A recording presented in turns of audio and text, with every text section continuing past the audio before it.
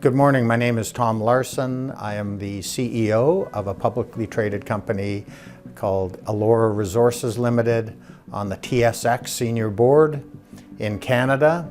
I am pleased to be here with a good friend of mine, Stefan Huber, who's assisting me in our presentations here in both Munich and tomorrow in Frankfurt. Eloro Resources Limited is a publicly traded company. We are a resource and development company based in Toronto, Canada, our head office, and also having a subsidiary company called Minera Tupiza SRL in southern Bolivia. The focus of our company is to discover, develop, and commercialize at some point the Iska multi-metal silver, tin, zinc, lead, polymetallic deposit. We became involved with this project in 2020 through the guidance and leadership of Dr. Osvaldo Arce, who was the former president of the Bolivian Geological Society of Bolivia.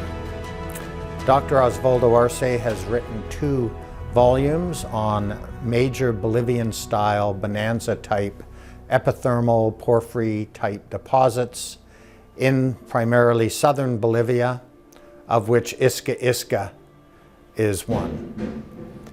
He introduced us to the owners of the Iska project, very important point being private ownership.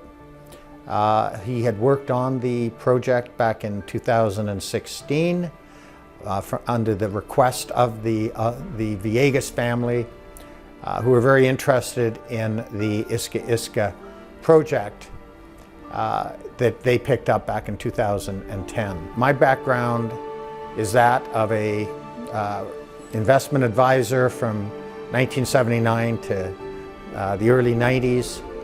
Primarily focused on resource companies, junior publicly traded resource companies from Toronto, Canada. I'm a former Queen's University graduate in economics, and have always had a true understanding of what it might take to take these types of junior resource companies, assembling a team, going after an asset and trying to move that asset into some sort of commercial form, usually with the assistance of a much bigger balance sheet at some point. Before taking on the realm at Eloro Resources, I was involved and founded a company called Champion Minerals, CHM, back in 2006. A junior explorer in the iron ore space in the Labrador Trough, primarily in the Quebec side of that Labrador Trough. That company today is a $4 billion Canadian share cap company, thanks to Mr. Michael O'Keefe, who I brought in to take on the project back in 2012-13. A very successful endeavor. And my shareholders from the Champion days, in most part, have done very well. I moved forward with Michael taking on Champion. I moved forward on the Eloro Resources file, and to this day, we were very fortunate in this project that Dr. Osvaldo Arce brought to us, called the Iska project in Bolivia. We did spend 3 years, and we still own the property, the La Victoria project, a 95 square kilometer property, about 16-hour drive north of Lima, Peru, in the Ancash district in Peru, with neighbors such as Lagunas Norte and others, Minsur, and some other major companies, South American companies as well. But we did have difficulties moving forward with this property due to certain community resistance in certain portions of the property, and with the introduction of Iska in the neighboring Bolivian country by Dr. Osvaldo Arce in 2019, we moved and our focus is 100% the development of this great Iska project. The property in Peru is up for sale. We are looking to monetize it, but again, our focus is the Iska project. We started into the never-before-discovered project from the standpoint of using modern technology such as drilling, IP, just a lot of geoscience, geophysical work. None of this had been completed on the Iska project, which is basically a 9.5 square kilometer volcanic edifice. That's the structure of this. Basically a volcano that came into formation back 12 million years ago, 12 to 15 million years ago, in what they deem as the Miocene period.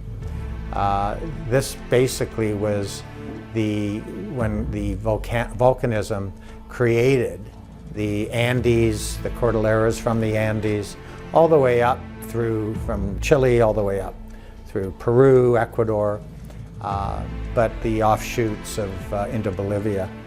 And we're in a rather unique situation in that whereas you see these major copper porphyry systems in Chile, in Ecuador, Peru, in Bolivia's case, we have a tin porphyry system. And this tin porphyry system runs roughly 1,000 kilometers south-north from the Argentinian border, north to northwest into the southeastern district of Peru, where the famous San Rafael tin deposit, tin operation, owned by Minsur is located. They probably contribute close to 10% of overall tin production annually worldwide. The tin market is very small, close to 300,000 tons of tin annually produced, again worldwide, of which 60 to 70% is from Chinese, Indonesian, Myanmar sources, of which a lot of restrictions on those exports has created a major opportunity, we believe, especially in the tin space. For instance, the United States, they consume over 50,000 tons of tin a year. They have zero source, domestic supply source, other than recycled tin. So these are the types of opportunities that we see from the tin standpoint in our multi-metal deposit that could form a strong alliance down the road when this massive deposit, which we believe goes into commercial production.